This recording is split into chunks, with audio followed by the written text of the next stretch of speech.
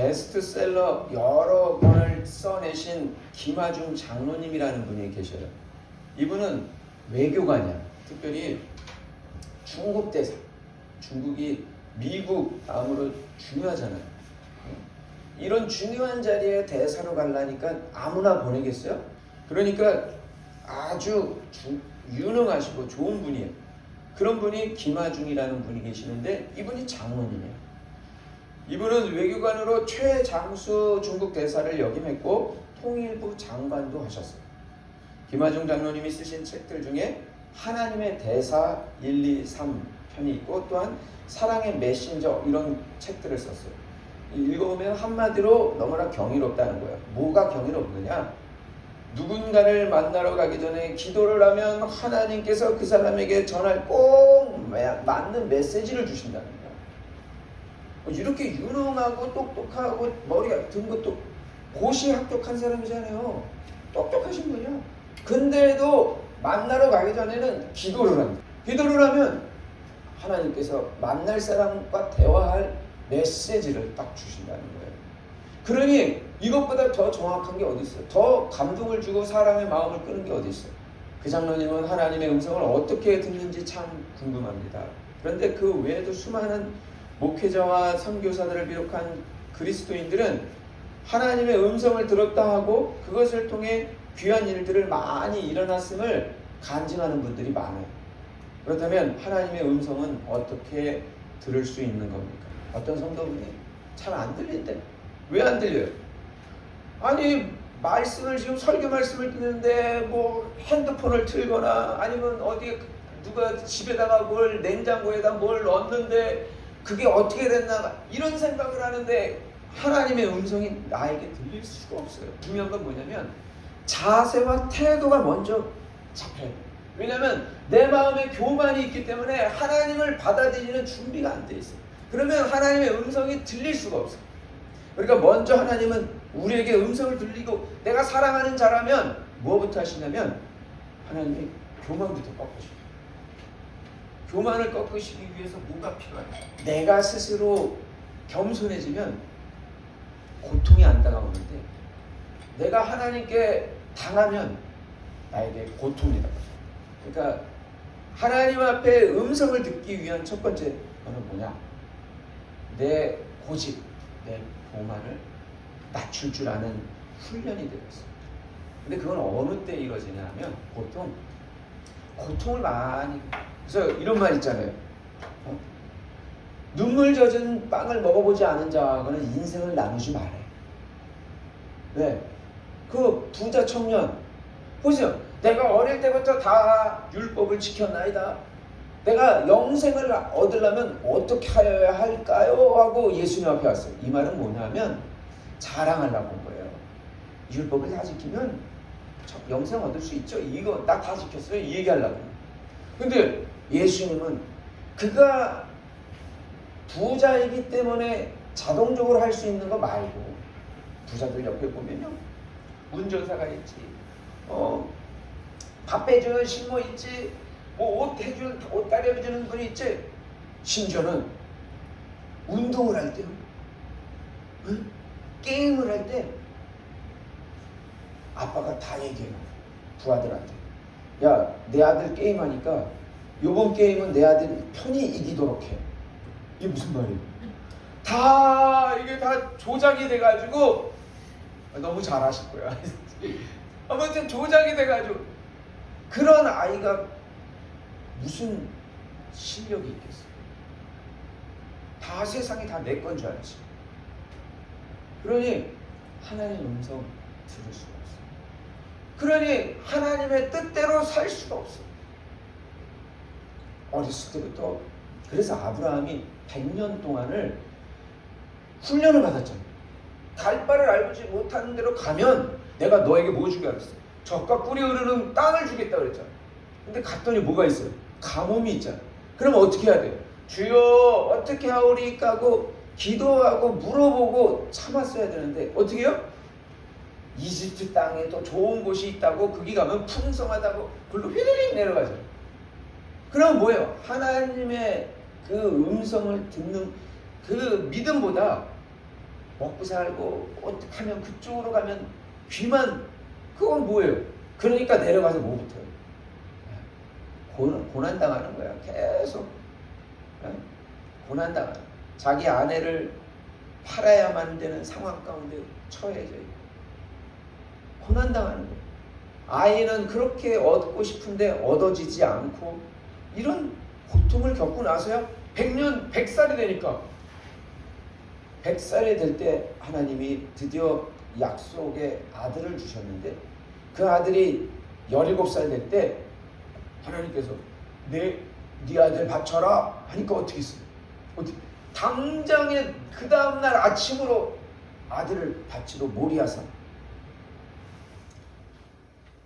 모리가 무슨 뜻이냐면 현현, 나타났다는 뜻이에요. 야가 뭐예요? 여호와, 엘리야, 무슨 야자는 하나님이라는 뜻이에요. 그러니까 모리야는 하나님이 나타나셨던 곳. 하나님이 전에 제사 드릴 때, 예배 드릴 때 거기서 나타나셨던 곳이야. 그곳을 향해서 다시 한번 가서 아들을 바친다고. 근데 2번 생각하지 않았어. 왜? 사람인지라. 아무리 훈련받고 해도 내가 눈에 넣어도 아프지 않을 것 같은 자식을 내일 칼로 다 해서 이렇게 각을 떠서 바친다는 게 그게 쉬운 거 아니잖아요. 그러니까 어떻게 마음 변하기 전에 가끔씩 그런 분이 있어요. 어떤 분이 이렇게 저한테 선물을 주려고 이렇게 그런 분들 있잖아요. 가끔씩 봉투를 딱 준비하는데 뭐라 그러시냐면 마음 변하기 전에 이렇게 하시더라고요. 사람은 다 똑같잖아요. 응? 이거 나도 쓰고 싶고 나도 갖고 싶잖아요. 근데 누가 나한테 주려고 할 때 그런 말 가끔 하시는 거예요. 마음 바뀌기 전에. 이거 아브라함도 마찬가지야. 이거는 중대사야. 그래서 그 다음 날로 새벽에 하인 데리고 가고 중간에 하인은 내려놓고 이제 짐 내려놓게 하고 그 다음부터는 아들하고 둘이서만 올라가. 왜 그러냐? 117년을 훈련받았기 때문에. 117년을 여러분 주님 앞에 몇 년 훈련받고 계십니까? 그러니까 이렇게 생각하시면 돼요. 왜 목사님 저는 훈련받아도 왜 잘 안 되나요? 아브라함도 믿음의 조상이라면 아브라함도 117년을 정확하게는 75세 때 하나님 부르셨어요. 그러니까 75세 때부터 117년이니까 100살이 될 때는 아들을 받았는데 25년이 걸렸어요. 25년 더하기 17년이니까 몇 년이에요? 36년이에요? 네? 17, 25, 42, 42년, 42. 그러니까 42년 동안 하나님으로부터 각계전투, 특공대 훈련을 빡세게 받았대요. 여러분들도 혹시 목사님 왜 나는 이렇게 교회를 다니고 말씀을 듣는데도 왜 잘 안 되나요? 이렇게 하시면은 아브라함도 그랬습니다 생각하시고 나는 죄책감을 느끼지 마세요. 그냥 자유하세요. 나는 원래 인간은 그렇구나. 조금 더 훈련을 받으면 나도 아브라함처럼 될 수 있구나. 이렇게 생각하시면 돼요. 목사님 저도 그러니까요. 그러니까 여러분들이 하나님 앞에 왜 나는 받쳐지지가 않고 나는 왜 이렇게 순종이 잘 안 되나요? 왜 지켜지지가 잘 안 나요? 그러면 아직 훈련 기간이어서 그렇습니다 생각하시고 그냥 그 전의 수준에서 그냥 하시면 돼요. 그러니까 아브라함 42년 동안 훈련 받으니까 그냥 그 다음 날로 아들 데리고 가죠. 하나님의 음성은 그래서 뭐부터 하냐면 교만부터 꺾어야 돼. 내가 꺾으면 하나님의 축복이 오는 거고 하나님이 나를 꺾으시면 고통을 먼저 주시는 거죠. 그럼 어느 게 더 나을까요? 어떤 성도분이 자기도 하나님 음성 듣고 싶어서 금식하며 간절히 기도했다고 합니다. 며칠씩 금식하여 기도하는 중에 하루는 기도 중에 무슨 정말 소리가 들렸대. 이야 신기하다. 그래서 어떤 음성을 주시는지 마음을 집중하니까 소리가 더 크게 나더래. 그 소리는 이런 소리였대. 꼬르르르륵.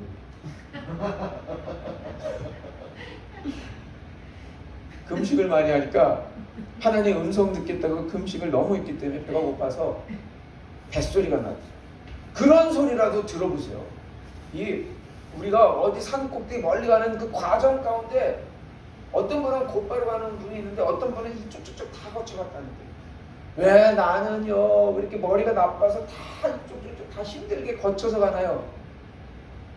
근데 그것도 다 나름 배울 교훈이 있어요. 제가 전에 처음으로 대학생이 돼가지고 친구들과 놀러 갔는데 제 친구 연세대학교 다니는 친구가 집이 거제도야. 그래서 나는 평생 내 울타리를 벗어나 본 적이 없는데 고속버스 타고 한두 번 그것도 여러 번 타가지고 또 그 근처에서 내려서 또 시내버스 타가지고 거제도까지 가는데 거제도 근처까지 갔는데 차가 딱 끊겨졌어. 거기까지 가는데 거기 섬을 넘어가야 되는데 그 다림다를 넘어가기 직전에 차가 끊겼어. 못 가.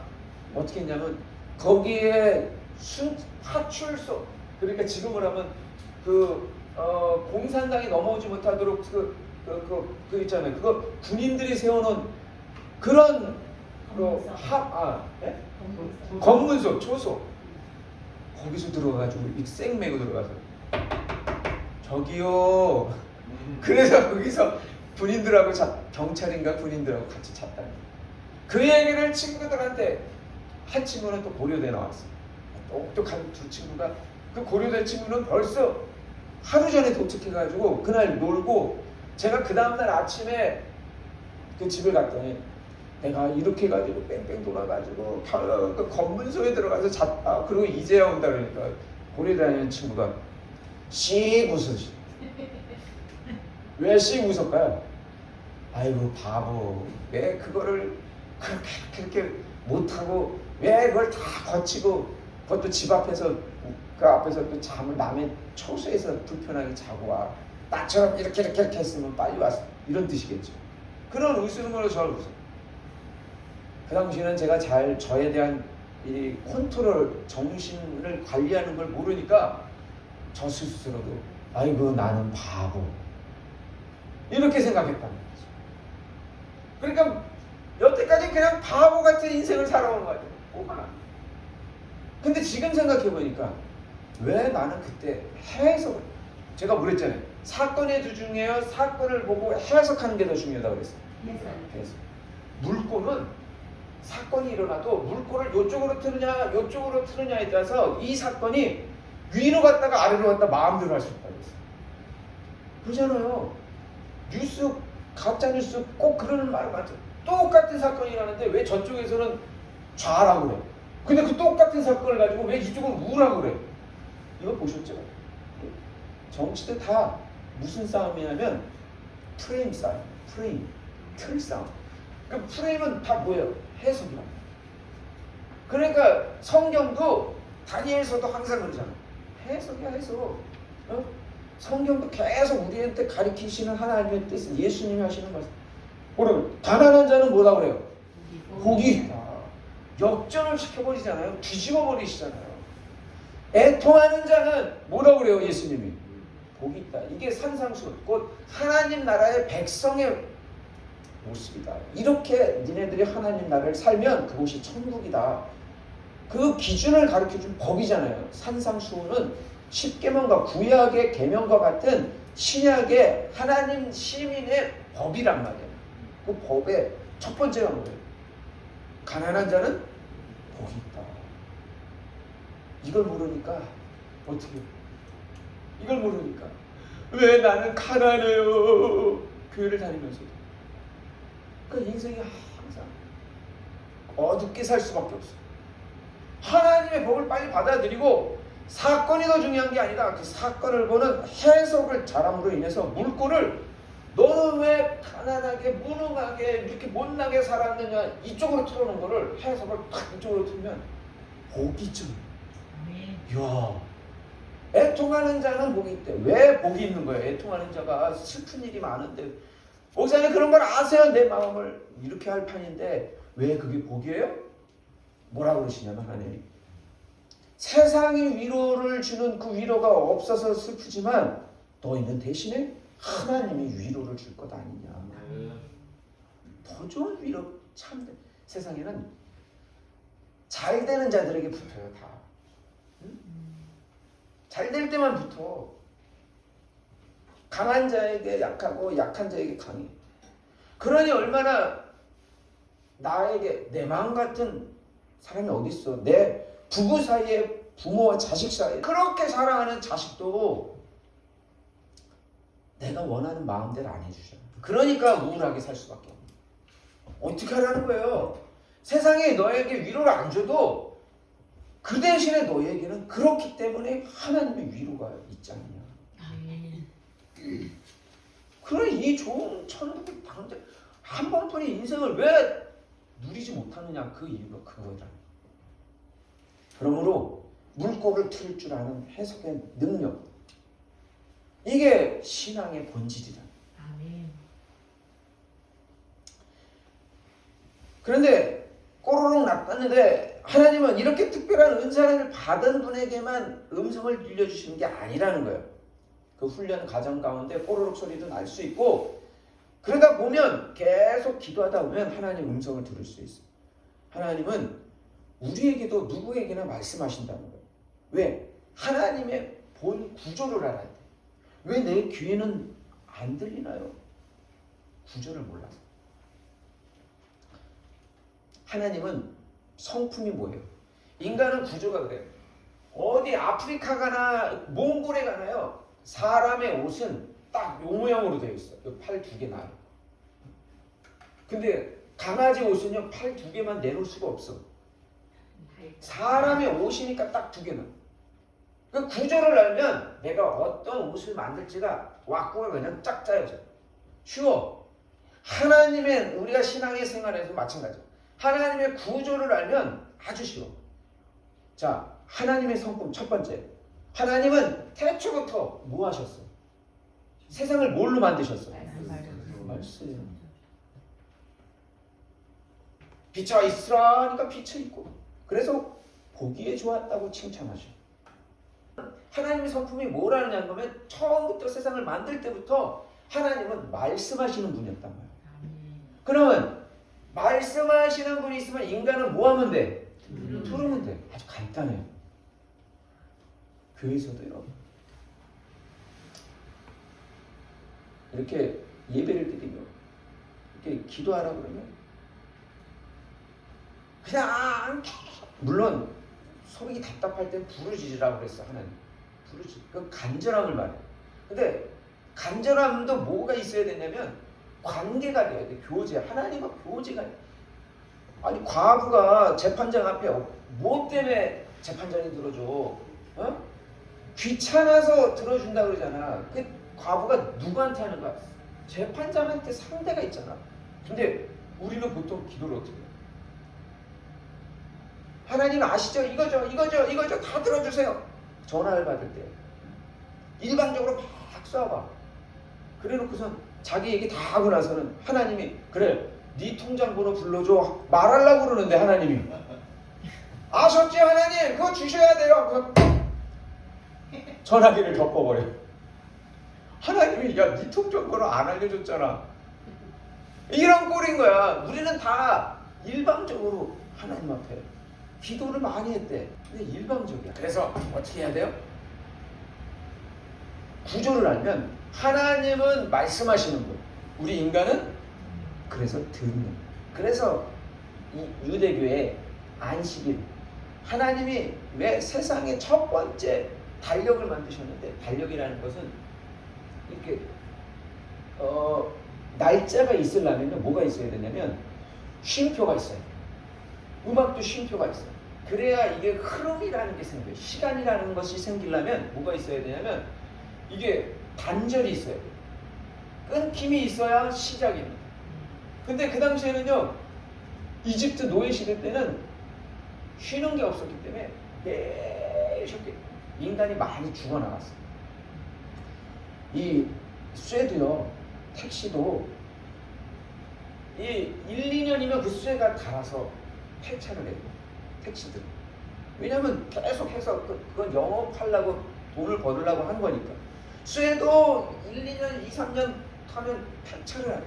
인간이 100살을 사는 거야. 100년을 살아야 되는데 쉬지 않고 해보세요. 쇠도 달아서 폐차를 해요. 그래서 하나님께서 쉬게 함으로 인해서 인간 세계에 시간을 집어넣어 주셨어요. 끊김이 있어야 시작이 있는 거예요. 시작이 있고 다시 끊김. 이게 시간의 흐름입니다. 근데 이걸 계속 돌려보세요. 그래서 노예 시대 때 많은 사람이 죽었어요. 근데 하나님께서 최초로 시간과 쉼을 주시기 위해서 안식일을 제정해 주셨다. 그거는 인권의 문제야. 많은 약한 자들을 돌보기 위해서 해주신 거라. 근데 그 안식일을 주신 진짜 이유는 뭐예요? 하나님의 구조가 뭐라고? 말씀하시는 거예요. 우리 인간은 뭐 하는 사람이야? 존재라고? 듣는 존재. 근데 인간들이 먹고 살기 바쁘다. 장가 가야 된다. 소를 사가지고 지금 시험해야 된다. 하면서 가만히 있질 않네. 제가 음성 듣기 이런 걸 막 양육을 하러 이렇게 이쪽 저쪽에 다녀보면 교회 목사님이나 사모님들이 더 가만히 있지 못해. 아니 예배 정해진 이 형식적인 예배 말고요. 그때 기도하는 거 말고 그냥 조용히 혼자서 하나님과 1대1 대면으로 좀 이렇게 좀 기도 좀 하고 음성을 좀 들어보시라 보면 그렇게 못하겠다. 선물도 사야 되고요. 하나님이 그걸 과연 시키셨을까? 그냥 형식이니까 그가 때가 되는 거니까 이벤트니까 하시는 걸까? 아, 성도님들이 오시면은 인사를 꼬박 해야 되는데 우리 목사님은 인사를 안 해요. 그래서 우리 성도님들이 이렇게 좀 잘 이렇게 안 돼요. 일을 이루시죠. 그래서 제가 사모님 그게 중요한 게 아니고 목사님이나 사모님이 하나님 앞에 진실한 모습을 보여주세요. 그러면 되지. 하나님이 시키는 일을 하시면 되지. 아니면 그냥 모르겠으면 기도하시라. 그러면 그 진실한 모습이 본인의 모습 아닐 거냐. 그러면 됐지. 뭘 이거를 해야 되고 저걸 해야 되고 뭘 사야 되고 뭘 사야 되고 그러면 한도 끝도 없고 또 잘 맞지도 않을 수도 있다. 오히려 뭘 해서 선물도요. 응? 그 사람이 필요한 걸 줘야 기분이 좋은 거지. 어떤 분들은 이렇게 가끔 보면은 이 장애인 분들이나 이런 분들이 선한 마음이 있어서 좋긴 한데 가끔씩 보면은 이러더라고. 자신이 너무 많이 받아가지고 응? 필요 없는 것들 물론 그런 거 나눠주는 건 좋긴 좋은데 근데 내가 진짜 내가 쓰고 싶은 것을 줄 때 받는 사람도 그 마음이 정말 나도 쓰고 싶은데 저 사람 준다는 거는 그 마음이 정말 하나님 앞에 더더욱 그래요. 하나님 앞에도 나도 쓰고 싶고 나도 하고 싶어. 그런데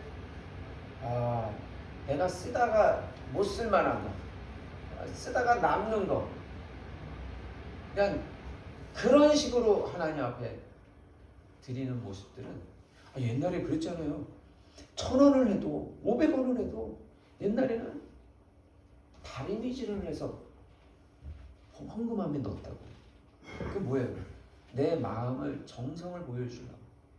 근데 지금은 그러니까 여러분들이 그렇게 하라는 뜻이 아니에요. 뭐 지금 헌금 그거를 지금 다리미질 하라는 뜻이 아니라 뭐냐면 마음의 자세가 중요해요. 그 자세는 뭐냐? 우리가 하나님 앞에 겸손한 모습을 보일 때 하나님께서 우리에게 말씀해 줍니다. 왜냐? 안식일은 그래서 하나님께서 자꾸 움직이는 사람들 애들 보세요. 얘야 이렇게 해라 그러는데 가만히 있질 않아. 애들 보면 우리 손자를 보시는 우리 집사님 잘 아시나 봐. 가만히 있질 않아. 그러니까 엄마 아빠가 뭐라고 얘기를 한 게 언제 그랬어? 뭐라고? 이러는 거야. 말을 해도 안 들려. 그러니까 하나님께서는 우리를 어떻게 하셨냐? 안식일을 제정하셔서 자리에 앉히신 거야. 사람이 자리에 앉아야 들리기 시작해요.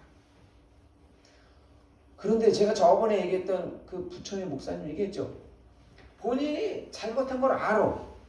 근데도 못 바꾸셔. 그러니까 어떻게 하셔요? 하나님이 호수 꽂고 병원에 눕게 하셔. 그래도 그분을 하나님이 사랑하시니까 눕게 하신 거죠. 왜? 누우면 어떻게 될까요? 네, 드디어 들리기 시작해요.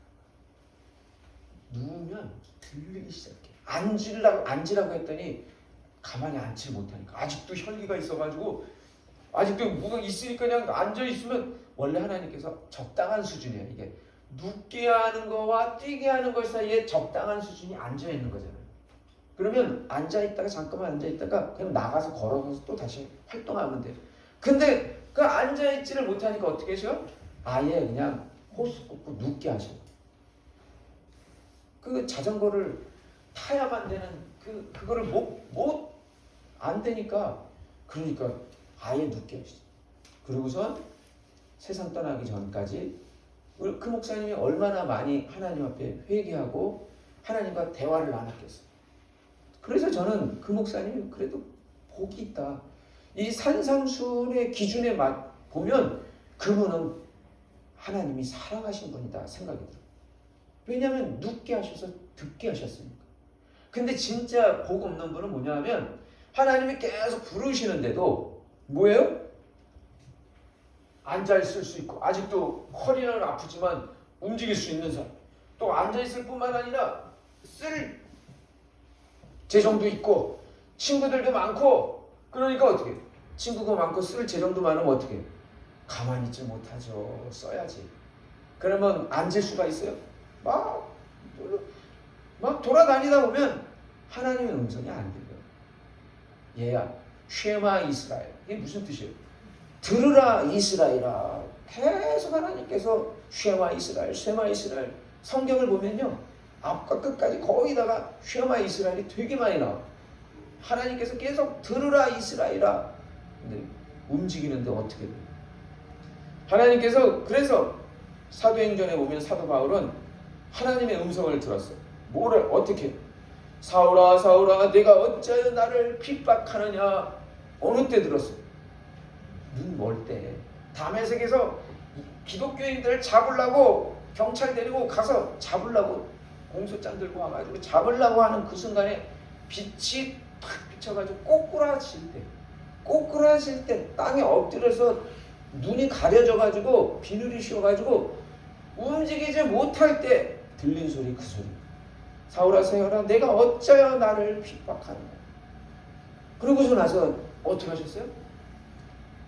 병 주고 약 주시네. 네가 어떻게 치유받을지. 아나니아라고 하는 선지자가 이 도성에 있으니까 찾아가라. 그럼 너를 위해서 네가 잡으려고 했던 기독교인인데 그가 너를 위해서 안수해주면 눈에서 비늘을 벗겨줄 것이다. 교회사의 유명한 성 어거스틴이 참회록이라는 책을 썼는데 거기에도 하나님의 육성을 들었다는 거. 어떻게? 이 어거스틴이 19살에 이미 아기가 생길 정도로 19인가 17인가 하여튼 될 정도로, 왜냐?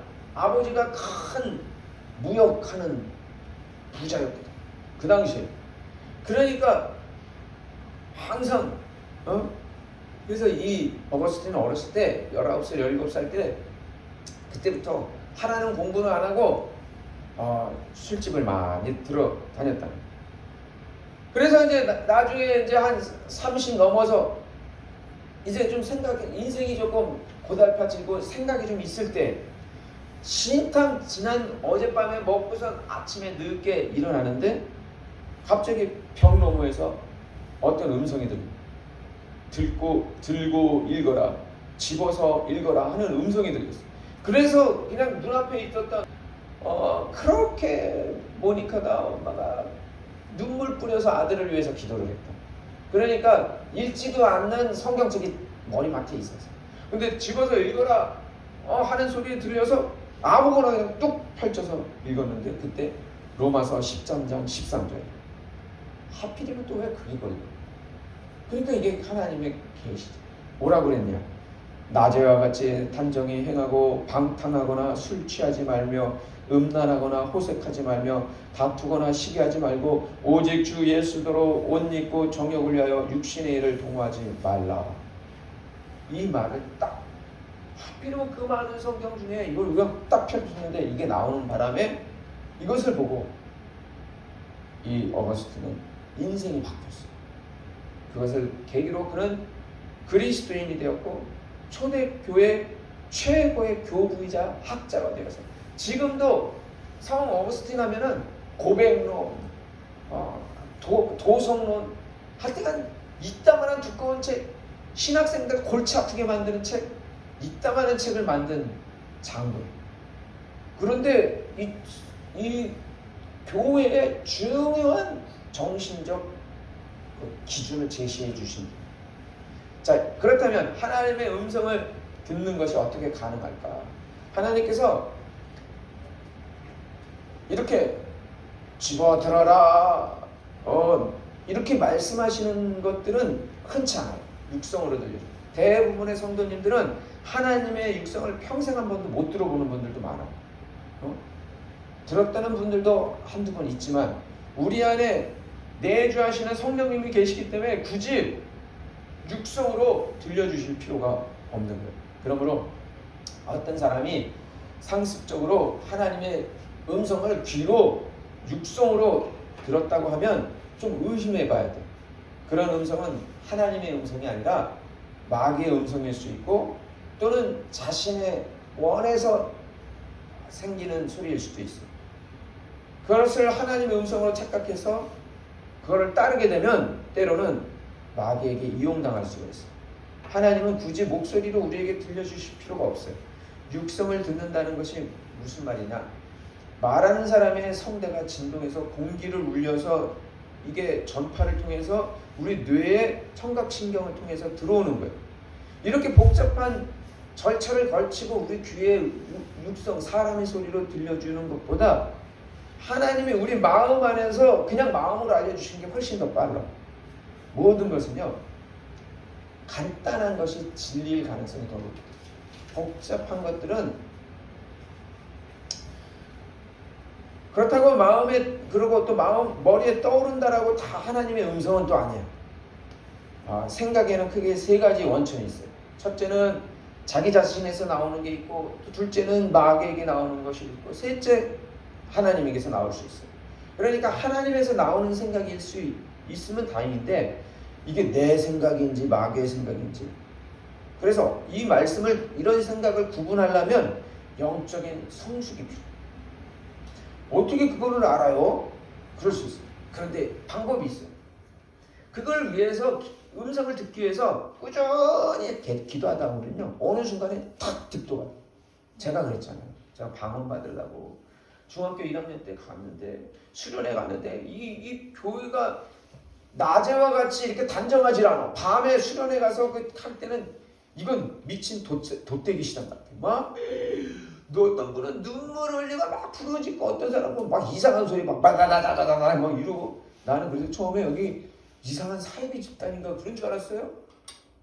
그런데 이상하게 제 마음속에 그러면 싫어해야 되잖아. 근데 반대로 하나님 나도 저렇게 방언할 수 있게 좀 해주십시오. 이런 기도를 하게 됐어요. 근데 이게 중학교 2학년 때 됐어요. 또 수련회 가서 또 나도 해보려고 그랬어요. 3학년 때 됐어요. 또 가서 나도 좀 방언 좀 해보려고 막 흉내를 냈어요. 안 돼. 그래서 나중에 고등학교 1학년 때는 여기 침 탁 발라가지고 눈에다가 눈물도 좀 이렇게 발라보고. 그리고 고등학교 2학년 때 되는 누가 그래 안 되니까 누가 그러더라. 따라해보래. 이렇게 하는 흉내 막 라라라라 하는 거를 따라해보래. 그러면 오토바이 가다가 갑자기 시동 걸리듯이 될 수 있대. 근데 내 속으로는 따라했지만 이거는 진짜가 아니잖아. 이 양심의 소리가 있어. 그래서 어떻게 해요? 드디어 고등학교 3학년 때 내가 저 고3이니까 세례를 받을 수 있는 나이가 된 거예요. 그래가지고 성인 부활절 때 4월 며칠 때 여기 서가지고 목사님이 이거 요단강에서 또 왔대. 물을 이만큼 물 그래서 확 부어주는 게 아니라 톡 찍어주는 물이라도 세례를 받으려고 서가지고 줄 서서 탁 세례를 받는다. 갑자기 아멘. 그래서 물을 딱 찍어주는데 아멘 하는데 갑자기 혀가 이상하게 혀 꼬이면서 나는 아멘을 했는데 말 나오는 것은 이상한 말이 나오는 거야. 내가 좀 이상하다. 왜 그러지? 나는 술 안 먹었는데 왜 혀가 휘지? 그러는데 뒤에 와가지고 또 예배를 드리는데 끝나고 나서 뭐 아멘하고 찬양하는데 갑자기 이상한 혀. 그래서 내가 기도 잘하는 분한테 여쭤봤지. 나 이게 말하면서 이게 어떻게 된 거야 하는데도 계속 꾸어지 나오니까 그게 방언이라고. 그래서 내가 속으로 이거 내가 간절히 원해서 내가 억지로 흉내내는 거 아닌가요? 했는데 그래서 그럼 뭐 하라고 그랬어요? 제가 음성 듣기 할 때 내가 뭔가 음성을 들었어 그러면 중요한 건 뭐예요? 검증해보라. 그래서 검증하려고 그날 밤에 제가 지하실에 내려갔어요. 우리 지하실 겟세마네 지하실 거기 내려가가지고 친구 하나 데려가. 무서우니까 같이 기도를 막 했죠. 근데 이상하게 또 나오는 거야. 이게 방언. 이렇게 검증해보면 되는 거야. 그 다음에 또 의심하면 마귀의 또 노름에 넘어가는 거야. 마귀는요 누가 좋은 거 나면 질투심 생기잖아요. 그러니까 이상한 생각을 따져. 너 그거 가짜야. 네가 해서 하려고 그러는 거야. 그거 한 몇 년을 저를 고생시켰어요.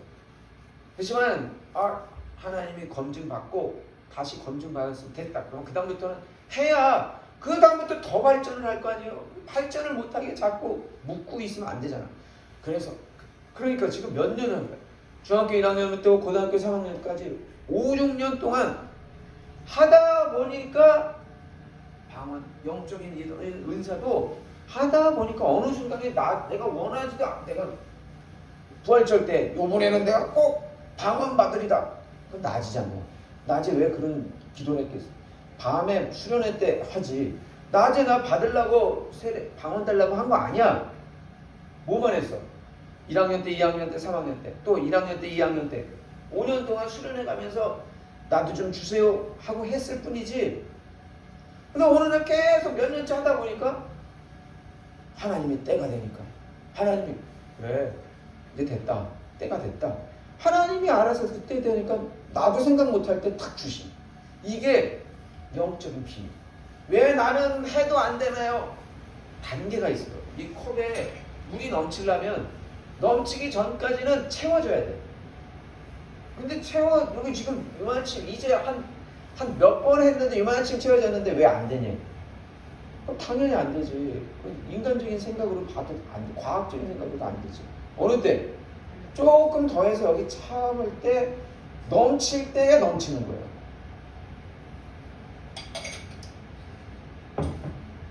영적인 비밀은 그거예요. 자, 부부 사이에 처음에는 저 여자, 저 남자 뭐 음식 좋아하는지 몰라요.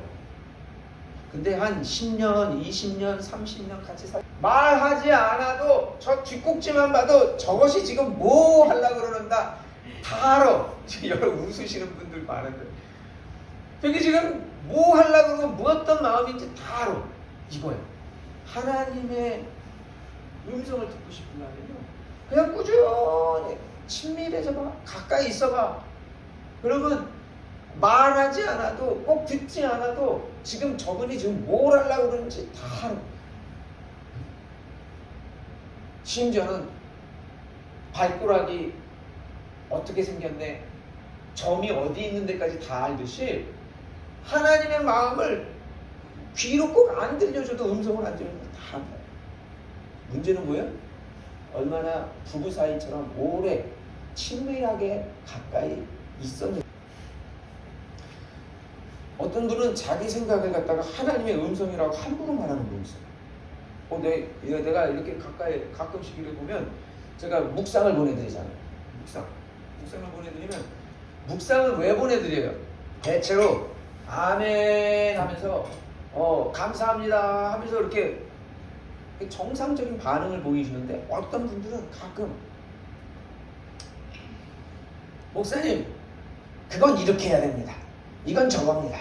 신학적으로 보면은 이게 이렇고 나 지금 신학 논쟁하려고 그러는 게 아닌데 아니 어떤 분은 가끔씩 보면 그래서 내가 가끔 그분하고 조금 대화를 나누면 자기는 사람들만 보면 그 인생이 다 보인대.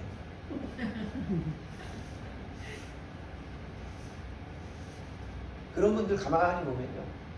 옛날에 힘들게 살았거나 몸이 약했거나 아팠거나 그런 분들이 대부분이야.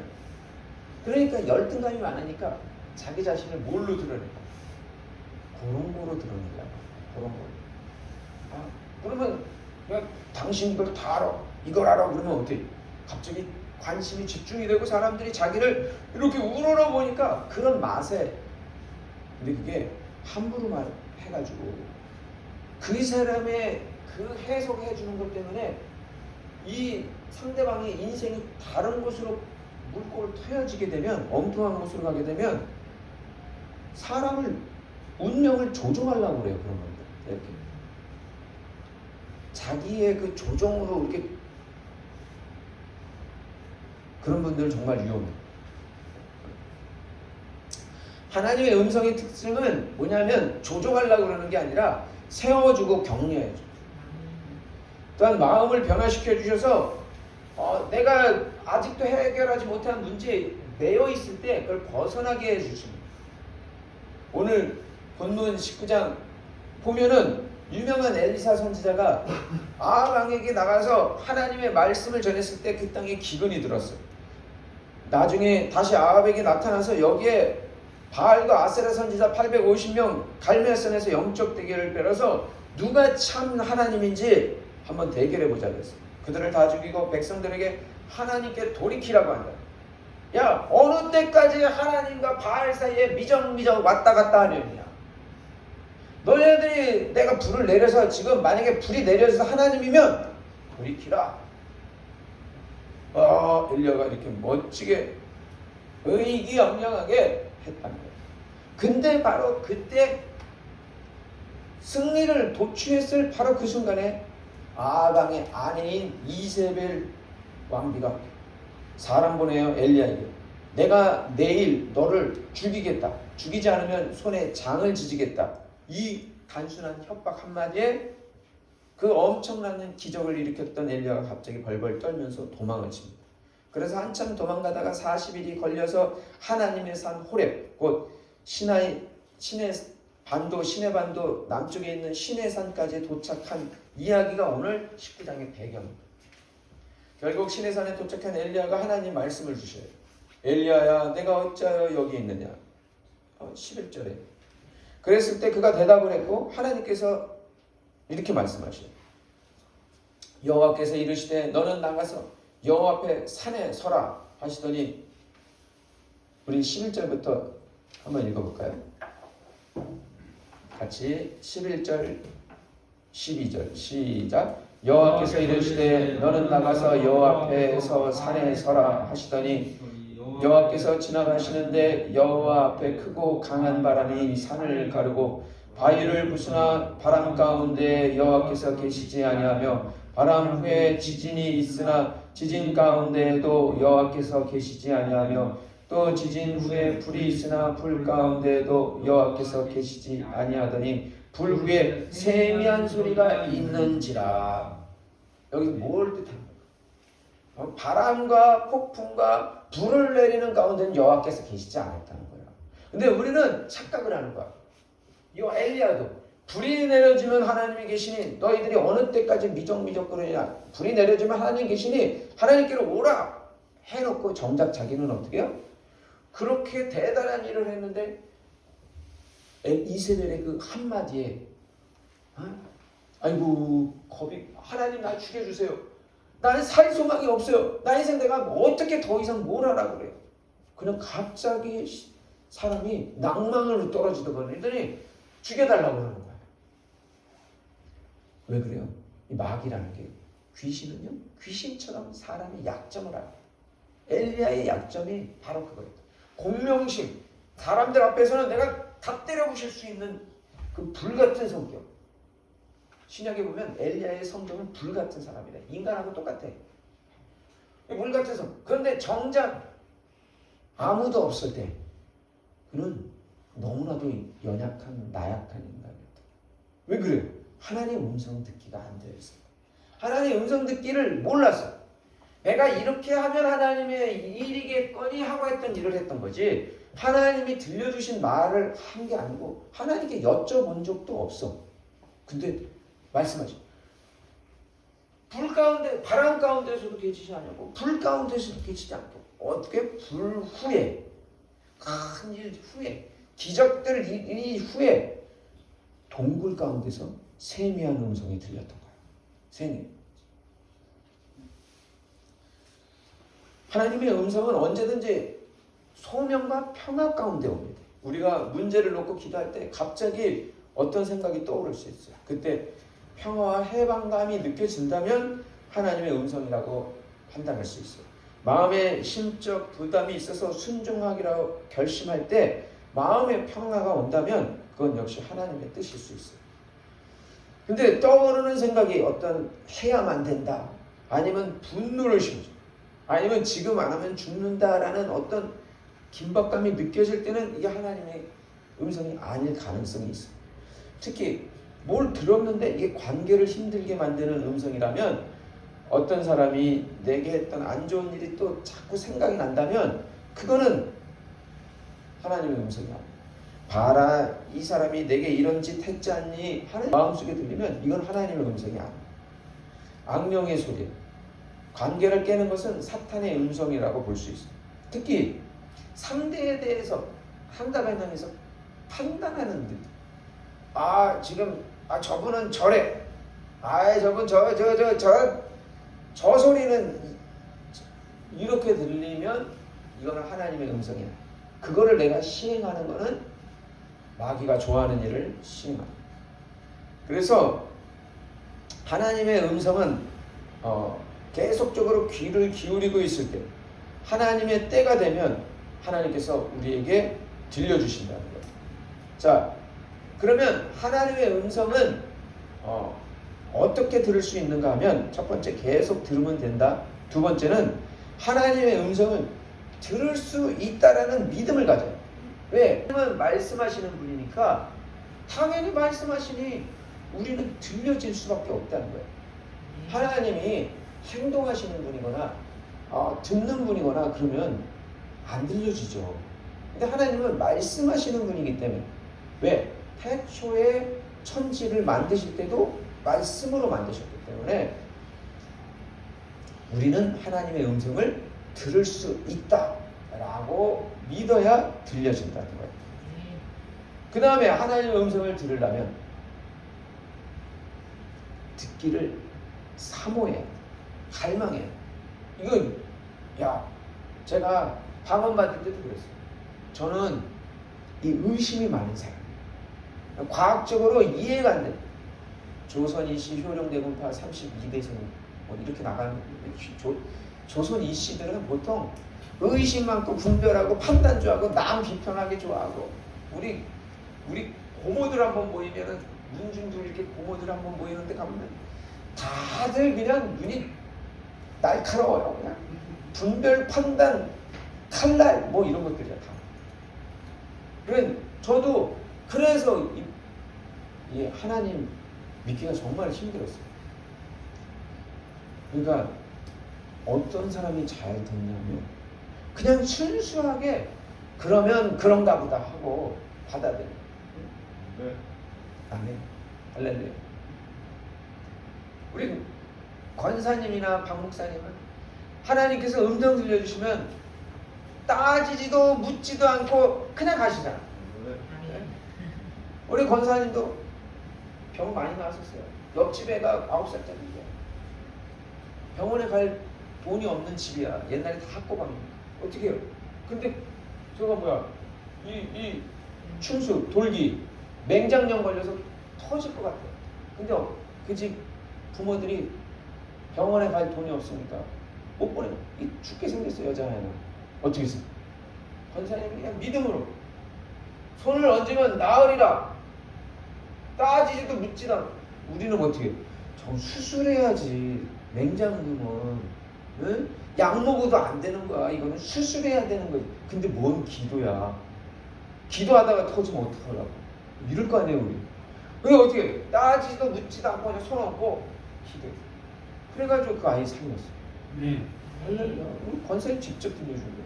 나 원래 이런 얘기하면 안 되는데 이건 하나님께 영광이 되니까 얘기를 하는 거야. 네. 우리 박 목사님 전도하라고 하니까 누가 전도비도 안 주는데 온 나라 돌아다니면서 그 터미널 달고 전도지 들고 다니면 우리 교회도 아니고 다른 데 돌아다니면서 전도했대요.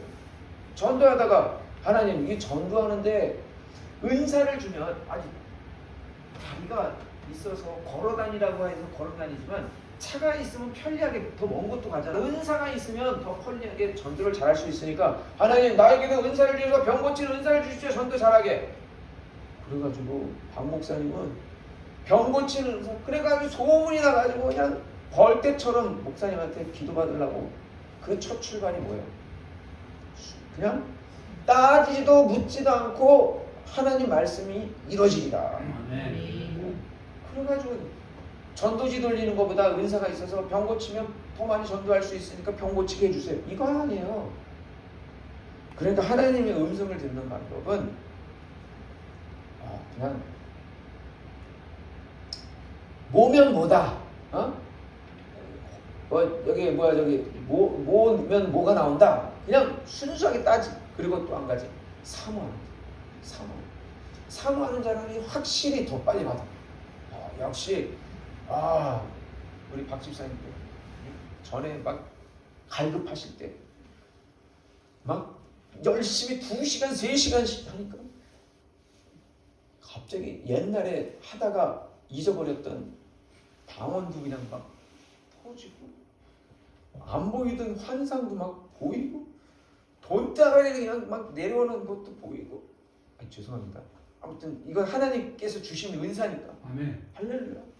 선물 주시겠다는데 내가 뭐 받으려고 한 게 아니잖아요. 그냥 막 주시려고 한 이유가 뭐예요? 사모라고 그랬더니 갑자기 서상이 사모예요? 이거지. 그런 사모가 아닙니다. 네? 갈망하라고 하나님 앞에 갈망하라는 뜻이에요. 네.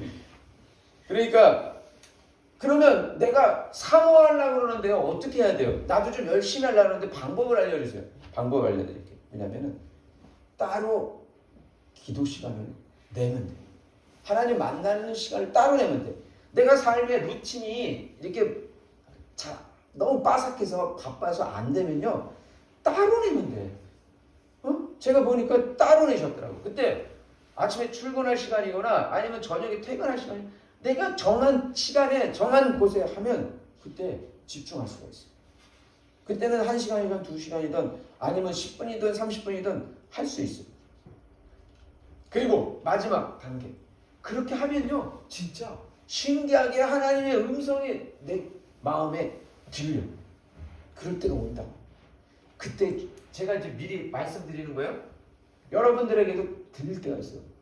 반드시 들려요. 여러분들이 계속 추가하다 보면 들려. 그때 여러분들이 진짜 하나님의 음성 듣는 사람 되기 위해서 힌트를 하나 알려드립니다. 뭐냐? 그것이 이제 내 몸에 장착이 되는 방법. 한 번 얻는 방법은 얻을 수 있어요. 물건은 뭐 운동하거나 뭐 할 때도 어쩌다가 게임 잘할 수 있어요. 배드민턴 어쩌다가 잘할 수 있지만 계속 잘하려면 뭐예요? 내 몸에 배워야 돼. 그 배우는 방법이 뭐냐? 음성이 들렸어? 그럼 어떻게 해? 바로 그 순간에 되든 안 되든 순종하는 연습. 네? 뭐가 들렸어? 하나님이 너 요번에는 저기 좌로 한번 가봐 하는 소리가 딱 들렸어. 그러면 따지지 마. 자꾸 저처럼 머리 하는 사람들은 아니 그쪽으로 좌측으로 가면 지금 이 추운 날씨에 그래서 뭐가 지금 사람들도 없는데 그게 되겠어요? 이러는 순간 마귀가 갑자기 막 밀어 올려줘. 결국은요 하나님 앞에 하라고 하는 거 해본 적도 없고 인생 끝날 수 있어요. 그러니까 근데 이제 나도 이제 음성이 막 들리기 시작해. 뭔가 하나님이 막 뭔가 보내주셔. 나 안에 들려주시든 다른 사람을 통해서 들려주시든 하나님이 나에게 뭔가를 막 자꾸 하게 해주셔. 근데 이게 어쩌다 한번 이기는 게임이 아니라 내가 완전히 내 걸 만들려면 어떻게 들리는 즉시 순종해봐. 그러면요 거기서도 노하우가 생겨. 어느 때 순종을 하면 이렇게 되는 거고 어느 때 순종하면 이렇게 되는 거구나. 이런 게 쌓이면 그 다음에부터는 어떤 음성이 들려도 내가 그것을 이렇게 조절할 수가 있어. 하나님의 음성을 마치 대화를 나누듯이. 아니 그럴 수 있잖아요. 아내가 갑자기 나보고 밥을 많이 먹으래. 좀 보기에 좋게 좀 여기 좀 두둑두둑 살 좀 찌고 건강하게. 우리 애들도 어린데 자기 오래오래 살아야지. 뭐 우리끼리 하는 얘기가. 그래서 많이 먹으래. 어느 날 밥을 고봉으로 주는 거예요. 그렇죠. 이거 고마운 마음인데 이거 거르지 않고 내가 조절하지 않고 그냥 이빠에 그냥 먹어버리면 오래 살기는커녕 괜히 그냥 몸 더 그럴 땐 어떻게 해야 돼? 야, 안 줘. 뭐 이렇게 할 필요도 없어. 그래 고마운 마음 알겠어? 우선 싹 먹으면서 내가 알아서 이렇게 조절해서 먹을 수 이런 거죠. 하나님의 음성도 딱 누가 나한테 들어서 내 걸 만드는 방법이 그런 거야. 하다 보면 어느 때 이렇게 순종하고 이렇게 순종하면 요게 노하우가 있어요. 그러니까 뭐부터 해야 돼? 순종부터 해야 돼. 그런 노하우를요 순종하지 않는 사람은 몰라. 순종해본 분이 알아. 어떻게 하는 것인지. 설교 처음에 언급했던 김하중 장로님 책 하나님의 대사 1권에 보면 이런 얘기가 있어요. 이분이 중국 대사로 가게 되었는데 역사에 남을 주중 대사가 되기 위해 미리 중국 친구들을 놓고 기도했던 최초의 명단에 있던 사람이 20명이 있었어요. 똑똑하신 고시, 외무고시 합격한 사람도 항상 기록지를 노트. 제가 양육하는 분 중에 한 분이 그런 분이 생겼어요. 자기가 음성을 듣고 뭐 이렇게 묵상을 하는데 요 흐름을 알기 위해서 자기가 노트 하나를 들고 이렇게 기록을 한대요. 그래서 오늘 여러분들에게도 무슨 노트를 드려요? 네? 네. 우리 손 집사님이 잘하고 계시는 성경 필사 노트를 오늘 두 분이 저번 주에 신청을 하셔서 그거를 드릴 테니까 드디어 하나님의 음성을 내가 기록해보는 거예요. 시도해보는 성경은 하나님의 음성이야. 다 처음부터 끝까지 계시니까 그거를 내가 기록해서 책으로 만들어보 평생 혹시 알아요? 50년 후에 내 몸이 이 땅에 없어도 그거는 남아있잖아요. 최소한 후손들이 우리 부모님이 하나님과 가까이 하려고 했네?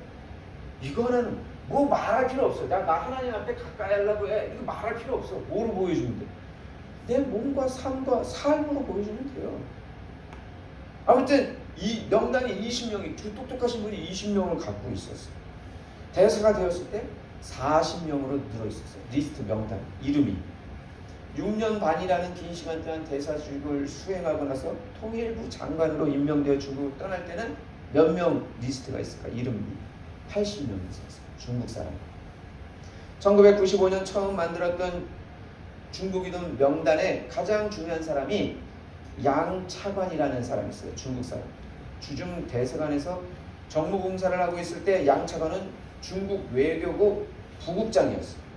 김하중 장로님이 본부에 간 후 그도 외교부 부국장에서 국장이 되었어요. 양 차장이 중국 사람.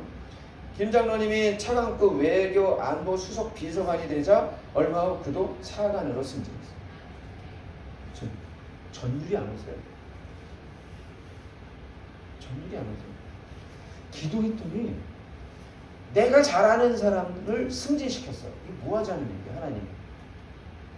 내가 주중대사 할 때, 일 처리할 때 쉽게 풀어주자는 얘기야. 내가 아는 사람이 쥐게 올라간다는 거는요.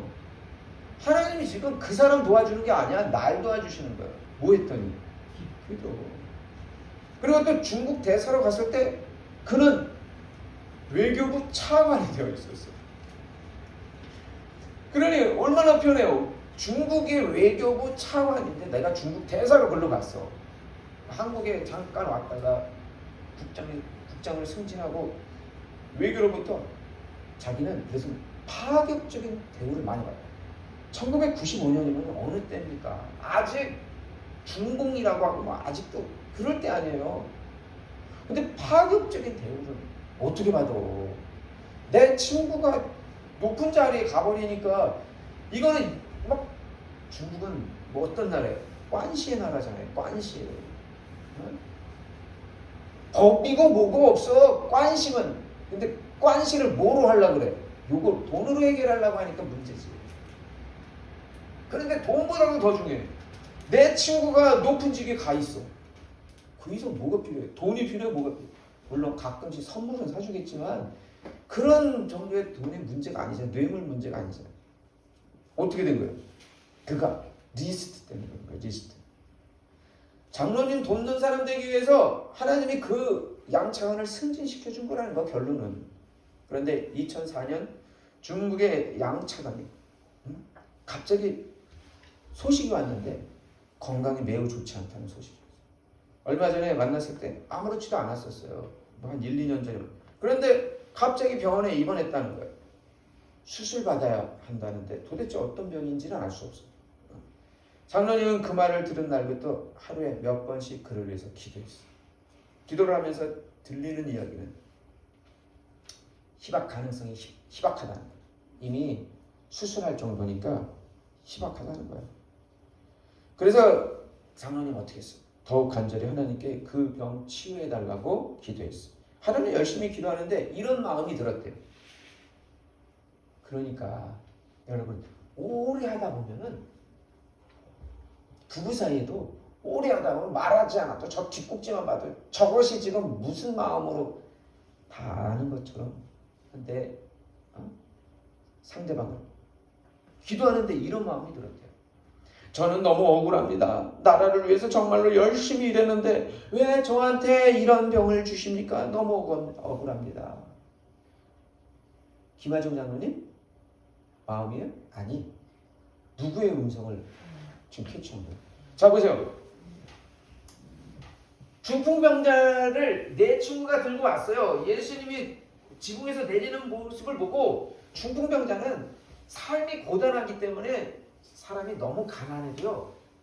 너무 부자여도 믿음 없지만 너무 가난하면 또 믿음이 생길 수가 없어. 너무 삶이 벅차니까. 그러니까 중풍병자는 믿음이 없었어. 근데 어떤 믿음을 보시고 예수님을 고쳐주신다 그랬어요? 내 친구들의 믿음을 보고 성경에 그렇게 써있다. 내 친구들의 믿음을 보고 병자를 고쳐주겠다고 했어요. 하나님의 음성이 김하중 장로님에게 그 양차관은 공산당이니까 중국인이니까 하나님을 안 믿잖아요. 그러니까 믿음이 없지. 그런데 그 사람의 음성을 김하중 장로님이 하나님으로부터 들은 거예요. 내 나라를 위해서 이렇게 했는데 억울합니다. 물론 얼마 후 기도하는데 이런 말씀이 들리는 거예요. 또다시 나는 그를 사랑한다. 김장로 너는 걱정하지 말라. 반드시 그의 병을 회복시켜 줄 것이다. 너는 이 말을 그에게 전하라. 근데 들렸어. 그래서 순종의 연습을 안 하면 또 우리가 또 이게 머리가 돌아요. 난감해지지. 난감했죠. 굉장히 난감했지. 지금 양 차장의 마음은 뭐예요? 내가 나라를 위해서 공산당을 위해서 그렇게 열심히 했는데 나 억울하다. 왜 이렇게 큰 죽을 병이냐. 원망하고 있는 사람 앞에 회복시켜줄 거다. 나을 거다. 거기다 또 뭐라고? 하나님이. 아직 공산당이 하나님이라고 하면 말도 안 되잖아요. 그냥 난감한 거야 이게. 그러니 판단이 막 돌아가죠. 저희 같으면 이거 안 됐어. 근데 음성 듣기 오래 하다 보니까 어떻게? 노하우가 생겼잖아. 병원에 있는 양 차장 만날 수도 없고 공산당은 무신론자인데 그런 그에게 하나님이 이렇게 말씀하셨다라고 어떻게 전해? 또 그렇다고 또 맞느냐 틀리냐도 문제잖아. 그렇게 며칠이 지났는데 기도할 때마다 똑같이 가서 전하라 말씀이 들리는 거야. 이게 그래서 어떻게 했어요? 예, 전달하겠습니다 하고 순종하겠다 해놓고 그래도 아무리 김하중 장로님 전달 엄두가 안 나는 거예요. 왜냐하면 이분이 중국에서 높은 직위에 있잖아요. 잘못 또 전해지면 5월 초 그분이 아프다고 했는데 5월 말 어느 아침에도 기도하면서 한 달 가까이 똑같은 내용의 말씀을 또 합니다. 하나님이 끈질기시다. 자, 저보고 어떤 분이 그래요. 왜 목사님은 저의 아픈 곳을 자꾸 얘기하라고 이렇게 질문을 하시는 거예요. 목사님은 집요해요. 집요한 거는 목사가 아니고요. 하나님. 저는 그냥 스피커예요. 왜 그래요? 원래요. 염증이 생겨 있는 것 이렇게 있는 거 이렇게 태양빛에만 한번 이렇게 양말 벗겨가지고 염증 있는 거 드러내주면 태양빛 10분만 쬐면 염증 사라져요. 다 덥고 해서 바람 안 통하고 어둡고 습습하니까 이게 염증이 더 나요. 하나님이 왜 우리에게 아픔을 드러내라고 할까요? 태양빛 쬐서 소독시켜 주려고 빨리 낫게 하려고. 하나님이 그에게 관심이 있어서 그럽니다.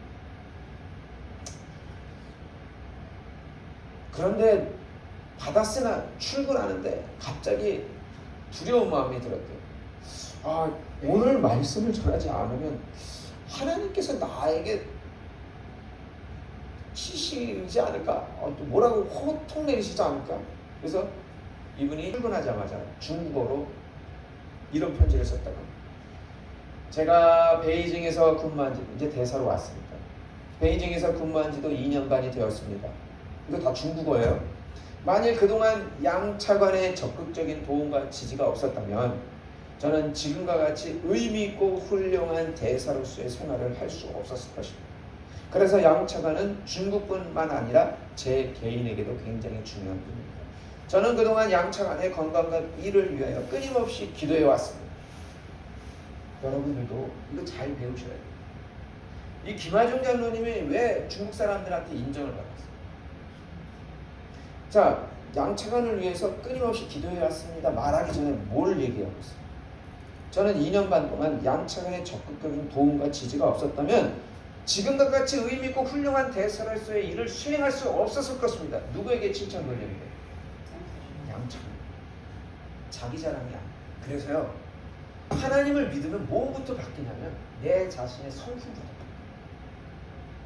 왜 인간관계를 못하는 줄 아세요?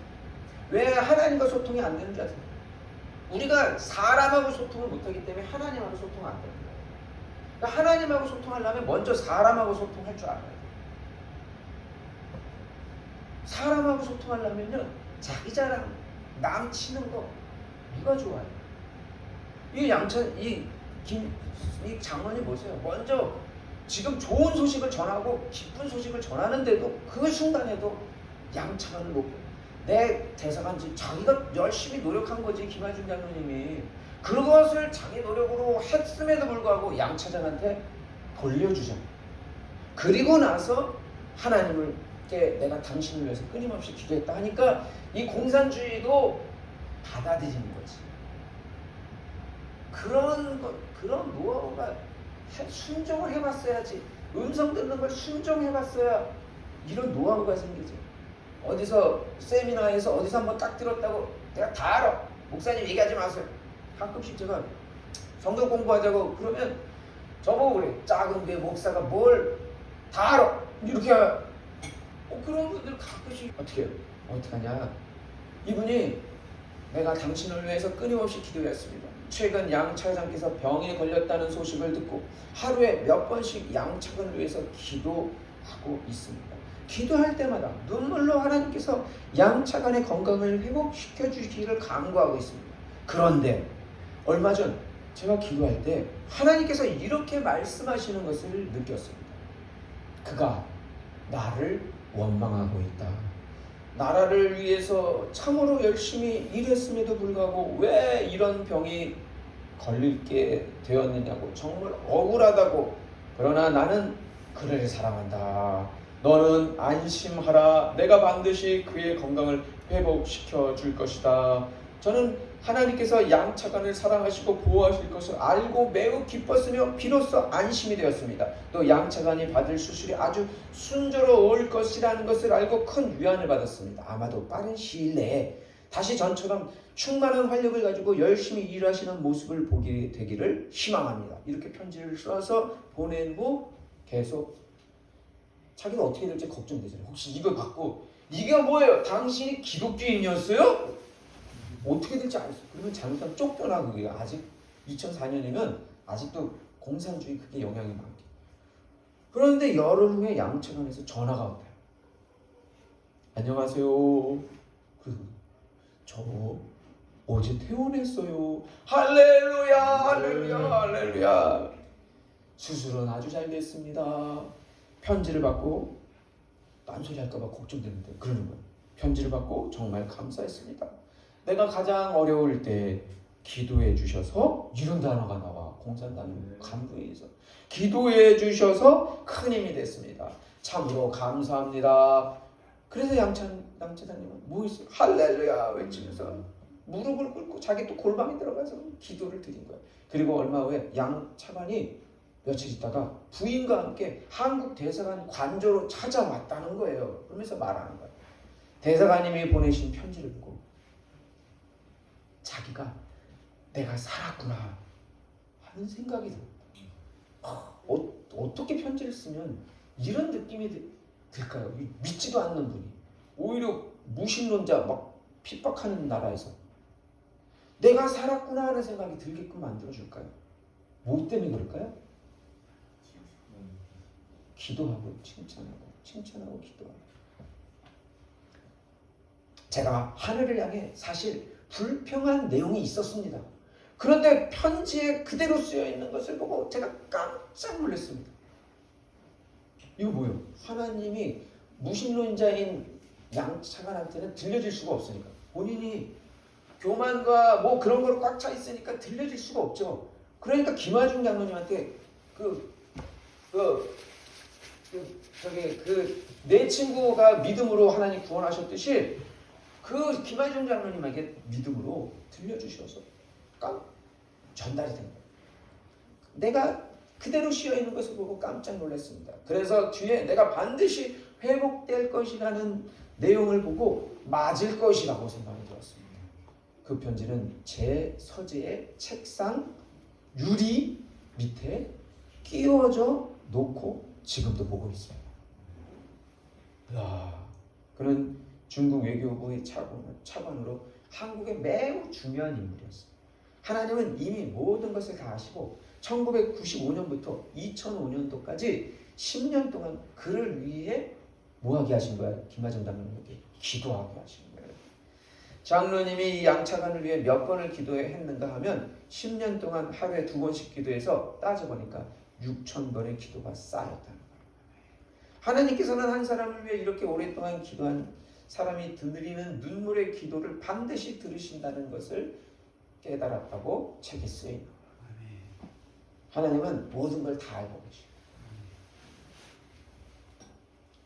하나님이 우리에게 친구라 하시면 다 알려주시고, 그러면 우리는 미래를 다 알잖아. 하나님을 잘 알면 다 알려주시니까. 그러면 미래를 다 알면 하지 않아도 되겠네요. 어차피 그렇게 될 거요. 이런 말이 있어요. 우리는 미래를 다 알지라도 그 미래를 우리가 행동함으로 인해서 현실로 가져올 수 있다. 에스겔서에는 이런 게 있어요. 너희들이 하나님 앞에 기도하면 하나님께서 응답해 주실 것이다.